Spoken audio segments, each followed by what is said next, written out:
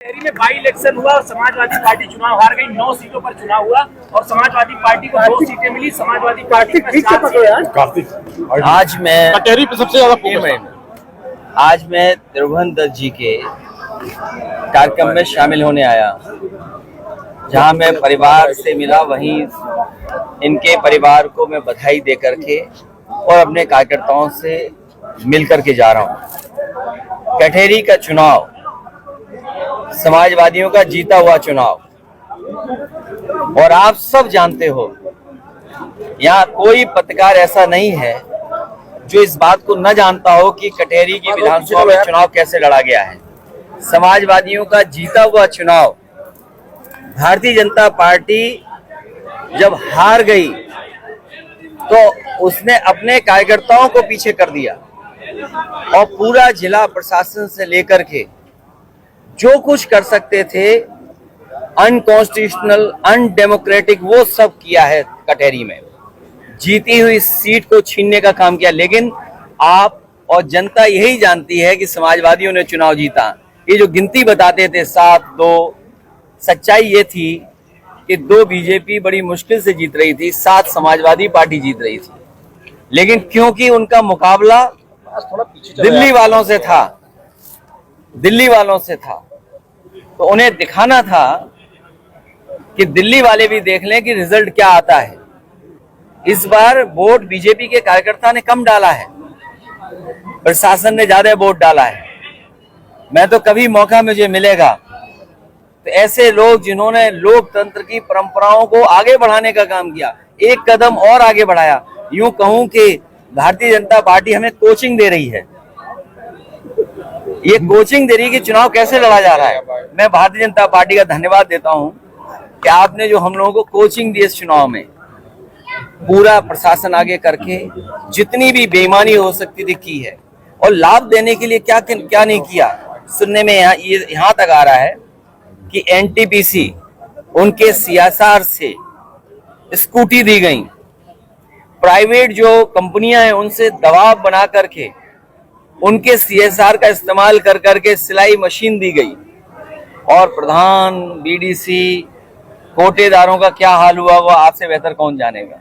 संभल मामले को लेकर के आप लोकसभा स्पीकर से जो बात ये रही कि 7-2 बड़ी मुश्किल से बीजेपी जीत रही थी, 7 सीटें समाजवादी पार्टी जीती है, लेकिन प्रशासन ने सर्टिफिकेट किसी और को दिया है। और जो संभल में हुआ है, संभल में हुआ नहीं है, कराया गया है। अफवाहों में होता कुछ नहीं है, अफवाहों से होता बहुत कुछ है।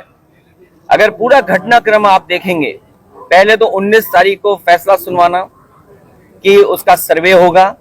जब पहला सर्वे हुआ, किसी भी मुस्लिम पक्ष के लोगों को या संभल के लोगों को किसी को आपत्ति नहीं थी, पूरा सर्वे हुआ।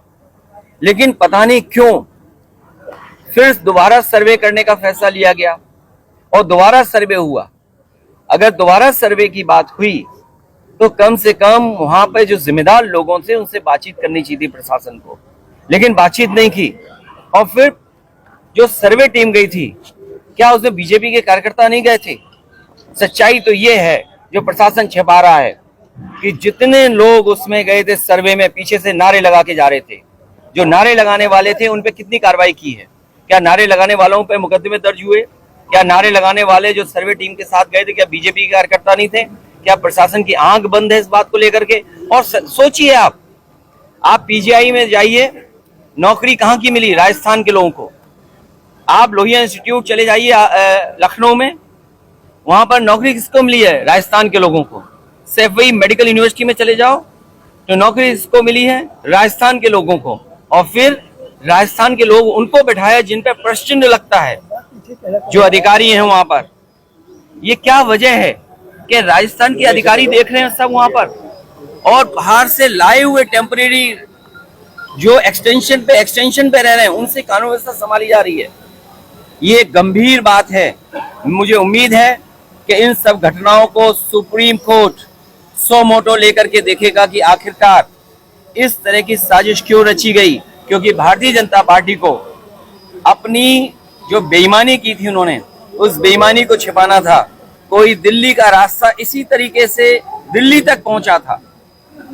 कोई इसी तरीके से जहां पर अमन चैन को खत्म कर करके, भाईचारा खत्म कर करके दिल्ली तक पहुंचा था, आज लखनऊ वाले भी उसी रास्ते से दिल्ली पहुंचना चाहते हैं। ये दिल्ली और लखनऊ की लड़ाई है जिसमें जनता पिस रही है। ये लखनऊ और दिल्ली की लड़ाई में जनता पिस रही है। और सच्चाई तो ये है, अब देखते हैं कि राजधर्म कौन अपनाएगा, राजधर्म पर कौन चलेगा। ये हमें और आपको भी देखना है कि राजधर्म का पालन होगा कि नहीं होगा इस बार। आपने कहा संभल जाएंगे। देखिए, उससे पहले जो मैंने बिंदु आपसे उठाए हैं कि जो लोग सर्वे टीम के साथ नारे लगाते हुए गए हैं, अगर पुलिस सीसीटीवी दिखा रही है तो अभी इंटरनेट खुलने दीजिए, न जाने कितने वीडियोस निकलेंगे जिसमें पुलिस के भी ऐसे वीडियोस होंगे। और सच्चाई तो ये है कि जो बोट की लूट हुई थी कुंदरकी में, जो बोट की लूट हुई थी मीरापुर में, जो बोट की लूट हुई आपके कटहरी में, आप में से कितने पत्रकार हो जो ये बात नहीं जानते हो? क्योंकि जानते हुए भी हम चुप है, क्योंकि न जाने कौन सा भार ऐसा है जिसकी वजह से चुप है। आप सब सच्चाई जानते हो और आपसे बेहतर कोई नहीं जानता है। इसलिए मैंने कहा ये सीट जीती हुई थी जो बीजेपी ने बेईमानी से परिणाम दूसरा किया है। और जो अधिकारी हैं इन्हें कोई ना कोई तो कम से कम वोट जिस तरह पढ़ाया जाता है इसके लिए इन्हें सम्मान करना पड़ेगा। कोई नया सम्मान के लिए घोषित करना पड़ेगा। सरकार बनेगी, ऐसे अधिकारी जिन्होंने लोकतंत्र में इस तरह की जिम्मेदारी निभाई है उनका सम्मान किया जाएगा। प्रशासन के चाहे डीएम साहब हों, चाहे कप्तान साहब हों, उनका बहुत सम्मान करना पड़ेगा। अखिलेश यादव जी, प्रमोद कृष्ण ने आज बयान दिया है कि आप दंगा कराते हैं, डेलीगेट भेजते हैं, आपके खिलाफ मुकदमा दर्ज करने की उन्होंने मांग की। देखिए, अगर वो बहुत बड़े, मैं उनके बारे में इसलिए नहीं कहना चाहता हूँ, वो उधार के संत हैं। कभी कभी राजनीति में उधार के भी संत होते हैं। उधार के संतों पर हमें कुछ नहीं कहना। कभी उधारी में कहीं और गए थे, उससे पहले उधारी में कहीं और थे। ये उधारी संतों के बारे में हमें कुछ नहीं कहना है। लेकिन अगर प्रशासन कार्रवाई कर रहा है और सरकार जिस तरीके का रवैया अपना रही है, केवल अपनी नाकामी छिपा रही है। क्योंकि नाकामी इसलिए छिपा रही, उन्होंने बोट में लूट की थी, उस पर चर्चा ना हो। आज हम और आप यहाँ खड़े हैं, एक इमोशन क्या हो सकता है बेहतर? हमारे और आपकी इमोशन के लिए क्या हम बोट पे चर्चा करें कि हमारी जो जमा मस्जिद या मस्जिद को लेकर के जो विवाद खड़ा कर दिया है, मस्जिद को लेकर के जो घटनाक्रम कर दिया है, आज अगर हम बोट की बात करें तो शायद मतदाता नहीं सुनना चाहेगा। मतदाता सुनना चाहेगा कि क्या हुआ है मस्जिद को लेकर के। ये जानबूझ करके भारतीय जनता पार्टी कर रही। और इतना ही कुछ करना है तो चीन की सीमा पे क्यों नहीं जाते हो आप? हमारा इतना बड़ा कैलाश पर्वत खड़ा है, वहां की चिंता किसी को नहीं, बीजेपी वालों को। क्या मानसरोवर के बारे में एक शब्द भी बीजेपी कह सकती है?